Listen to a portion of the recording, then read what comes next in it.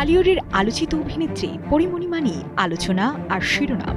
Social মিডিয়ায় বরাবরই সরবি তারকা এবার পড়েছেন এক ভয়ঙ্কর পরিস্থিতির মুখে। অপরিচিত বিদেশি নম্বর থেকে ফোন করে অকথ্য ভাষায় গালিগালাজ, এমনকি গুলি করে হত্যার হুমকিও দেওয়া হয়েছে তাকে। তবে হুমকিতে ভয় নয়, উল্টো সাহসী জবাবেই নজর কাড়লেন পরিমণি।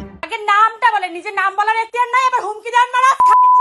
এর আগেও একাধিকবার অপরিচিত নম্বর থেকে বিরক্তিকর ফোন কলের অভিযোগ করেছিলেন তিনি। সামনে ত্রয়োদশ জাতীয় সংসদ নির্বাচনী প্রচারণায় যখন রাজনীতি সরগরম, ঠিক তখনই রোববার ৮ ফেব্রুয়ারি একটি বিদেশি নম্বর থেকে আসা ফোন কল নতুন করে আলোচনার জন্ম দেয়।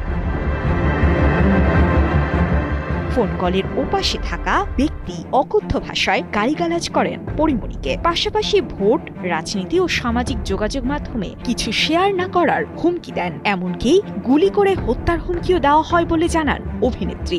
টানা তৃতীয়বার অর্জন করেছে দেশের সেরা সুপার ব্র্যান্ড স্বীকৃতি বসুন্ধরা টিস্যু।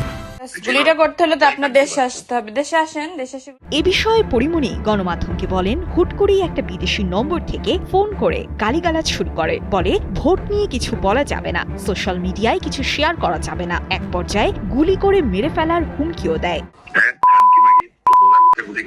হুমকির মুখে পরিমণিও ছিলেন না নীরব। বাদানুবাদের এক পর্যায়ে ক্ষিপ্ত হয়ে তিনিও দেন সাহসী জবাব। নিজের নাম বলার এখতিয়ার নাই, আবার হুমকি দেন মারা। কল রেকর্ডটি সামাজিক যোগাযোগ মাধ্যমে প্রকাশের পরেই মুহূর্তে ভাইরাল হয়ে যায়। পরিমণির সাহসী অবস্থানকে স্বাগত জানিয়েছেন নেটিজেনরা। অনেকেই তার পাশে থাকার বার্তা দিয়েছেন।